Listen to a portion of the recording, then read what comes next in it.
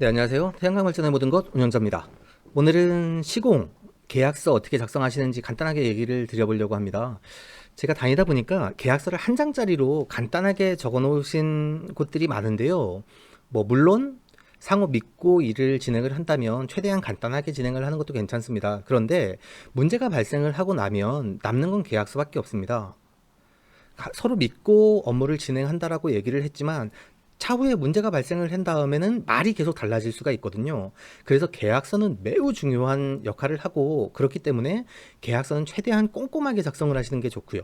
깨끗하게 작성을 하는 게 아닙니다. 꼼꼼하게 작성을 하시는 게 좋고, 거기에 다 들어가지 못한 부분에 협의 사항이 있다면 언제나 업체와 협의를 할 때 이렇게 간단하게 A4 용지에 이렇게 작성을 하셔도 좋은데요. 협의 사항이나 업무 진행 사항에 대해서 중간에 합의 내용이 있다면 합의 내용을 간단하게 적어서 현장 대리인과 같이 서명을 하고 계약서 뒤에 첨부를 하는 방식을 쓰셔도 괜찮습니다. 그래서 기본적으로 간단하게 쓰시더라도 계약서에 꼭 들어가야 할 사항, 관급 공사가 아니더라도, 굳이 큰 공사가 아니더라도 작은 공사를 하시지만 꼭 필요한 사항에 대해서 제가 간단하게 정리를 해봤습니다. 시공 EPC 계약서 작성 요령인데요. 제일 중요한 거 사업명, 공사 금액, 사업 부지, 어디에다 하시는지, 사업 기간, 언제 시작을 해서 언제까지 끝난다. 공사를 끝내 언제 며칠까지 끝나야 하는데, 물론 며칠까지 끝나기 위해서는 갑의 의무와 을의 의무가 나와야 됩니다. 뒤에 누가 의무를 위반해서 공사가 준공이 안 됐는지는 명확하게 하셔야 되겠죠. 대금 지급 조건, 대금이 공사 금액이 총 얼마가 돼야 되는지가 나와야 되는데, 이 공사 금액을 어떤 방법으로 지급을 할 건지, 인허가를 받으면 30%, 현장에 모듈 인버터가 도착하면 나머지 40%, 잔금은 공사가 완료한 후에 한 달 동안 시험 가동 후에 문제가 없으면 잔금 지급을 한다든가 여러 가지 조건이 있을 수가 있겠죠. 대금 지급 조건들을 명확하게 하는 게 좋습니다. 지체 잔금률, 공사가 12월 30일 날 끝나야 되는데 공사가 1월, 2월로 넘어가서 우리가 수익이 작아지는 부분, 그런 건 감수를 할 수 있다라고 치더라도 REC 계약 자체가 없어지는 경우들이 있습니다. 공사가 늦어져서. 그랬을 적엔 누가 책임을 져야 하는지 보편적으로 지수상금률을 1000분의 1 정도 적어 놓는데요.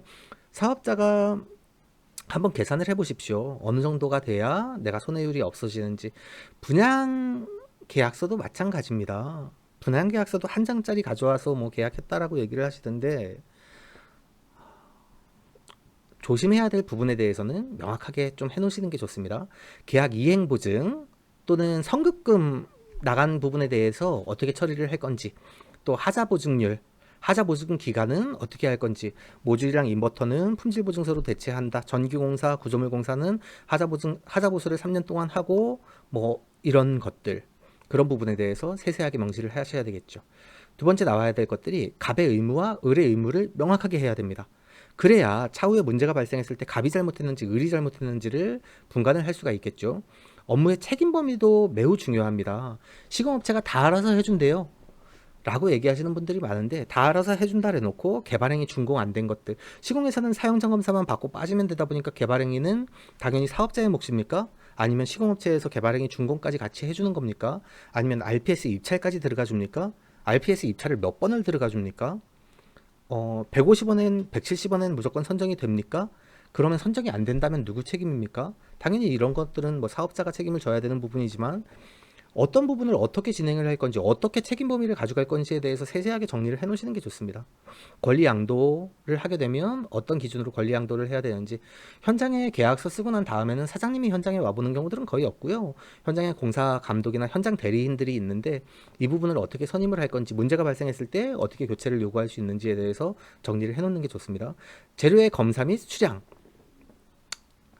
그래서 공사하기 전엔 인버터와 모듈, 그리고 접속반 타입에 대해서 저 같은 경우는 도면이나 사진으로 다 받아 놓습니다.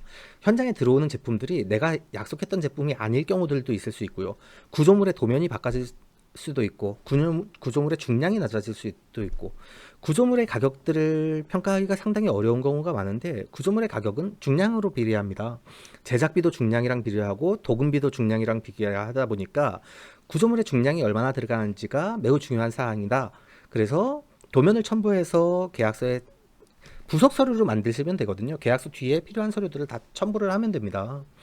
안전관리 및 재해에 대해서 어떻게 처리를 할 것인지, 불가항력 및 응급조치는 어떻게 할 것인지, 사업 기간이 연장되었을 때 어떤 기간으로 해야 되는지, 또는 공사 중에 추가 비용이 들어가는 부분은 어떻게 처리를 할 것인지에 대해서 작성을 하는 게 좋습니다. 그리고 부적합한 공사일 경우에 어떻게 처리를 해야 되는지, 하자보수랑 마찬가지인 일이지만 부적합한 공사를 어떻게 확인할 수 있을까요? 사업자분들이 잘 모르는 경우들이 많은데, 이건 시방서를 첨부를 하면 사실은 조금 간단하게 됩니다. 일반 시방서와 특기 시방서를 같이 첨부를 해서 계약서 부속 서류로 도장을 찍어버리면 사실 검사를 하는데 조금 더 유용할 수가 있고요.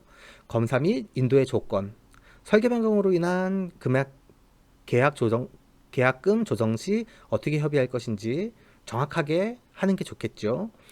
대금 지급 조건은 위에도 명시를 했지만, 대금 지급이 늦어졌을 때 어떤 금리로 이율로 대금이 늘어날 수 있는지 줄어들 수 있는지, 어떻게 합의를 할 것인지, 이행지체 갑과 을의 계약 해지 조건들, 어떤 문제가 생겨서 계약 해지가 되는지에 대해서 명확하게 하시는 게 좋습니다. 품질 보증서는 어떻게 받을 것인지 당연히 챙기셔야 되겠죠. 여기서 매우 중요한 사항, 이제 제가 정말 계약서를 허술하게 쓰신 분들을 많이 봤는데, 그래서 기본적인 사항들로 꼭 필요한 것들을 말씀드렸고요. 여기에 반드시 있어야 하는 사항들에 대해서 말씀을 좀 드려보려고 하는데, 계약의 병미가 명확해야 됩니다. 아까 말씀드렸다시피 어떻게 진행을 할 건지, 어디까지가 공사를 할 건지 업무 스코프를 정확하게 정해서 사업자가 토목공사까지는 해줄 거예요, 나머지는 알아서 하세요, 이래놓는 경우들, 아니면 공사 현장에 들어와서도 시공업체도 마찬가지입니다. 전기공사, 구조물공사, 토목공사를 분리를 해놨는데, 전기공사는 구조물공사의 업무라 그러고 구조물공사는 토목공사의 업무라고 하고 서로 떠나는 경우들이 많이 있다 보니까 계약의 범위는 명확하게 해서 진행을 하시는 게 좋고요. RPS 입찰 사업자가 못하는 경우들 많으니까 RPS 입찰이나 개발행위 준공까지 시공업체에 위탁을 해놓으시면 조금 더 편리하겠죠. 계약서에 포함될 부속 서류로 포함될 서류들이 있는데요. 제가 봤을 때 이런 것들이 포함되면 좋겠다 해서 한 번쯤 적어드려 봤는데, 공정계획표 당연히 있어야 되겠죠. 언제까지 어떤 계획을 가지고 진행이 될 건지, 그 공정계획표보다 늦어진다면 한 번 거짓말을 한 사람은 뒤에 계속 거짓말을 합니다. 이런저런 핑계로 늦어진다라고 하면 뒤에 계속 미뤄질 수가 있다 보니까 공정계획표 반드시 첨부가 되어야 되고요. 도면, 어떤 구조물로 어떤 타입으로 어떻게 설비를 할 건지 들어가야 되겠죠. 시방서, 일반 시방서와 특기 시방서가 포함이 된다면 좋습니다.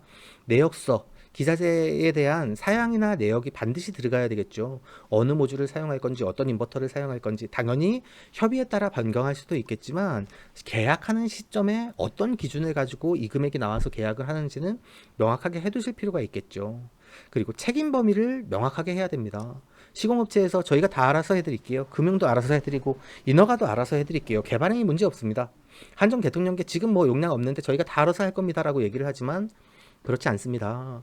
사업자가 책임지고 해야 될 범위가 있고 시공업체가 책임지고 해야 될 범위가 있는데, 그 부분을 명확하게 갈라놓고 분간을 하고 진행을 하시는 게 낫겠죠. 그냥 대충 얼렁뚱땅 진행을 하다 보면 너 말이 맞네, 내 말이 맞네 라고 얘기할 수 있는 여지들이 상당히 많습니다. 물론 계약을 진행하셔서 아무런 문제 없이 준공이 되는 게 중요하겠죠. 그런데 사람 일이다 보니까 그러지 못할 경우들도 있고 중간에 사고가 생기는 경우들도 있다 보니까, 그럴 때 너 말이 맞습니다, 내 말이 맞습니다가 아니라 계약서를 펴놓고 다시 협의할 수 있는 부분들, 또 계약서에 정확하게 명시할 수 있는 부분들에 대해서 제대로 준비를 하시는 게 좋고요. 계약서 작성이 미흡한 부분이 있다면 추가 서류로 계속 업무 서류들을, 협의 내용들을 서명을 하셔서 계약서 부속 서류로 사용을 하실 수도 있다 보니까 그렇게 활용하시는 게 좋고요. 사고가 났다면 계약서를 들고 바로 법무 검토를 받아보시는 게 제일 빠릅니다. 사고가 났는데 내용 증명 받고도 아무 일도 안 하고 계시는 분들이 있는데, 그럼 내 책임이 아니더라도 나한테 책임 소재가 올 수 있는 부분이 있다 보니까 그런 부분들은 조금 조심하시는 게 좋겠죠.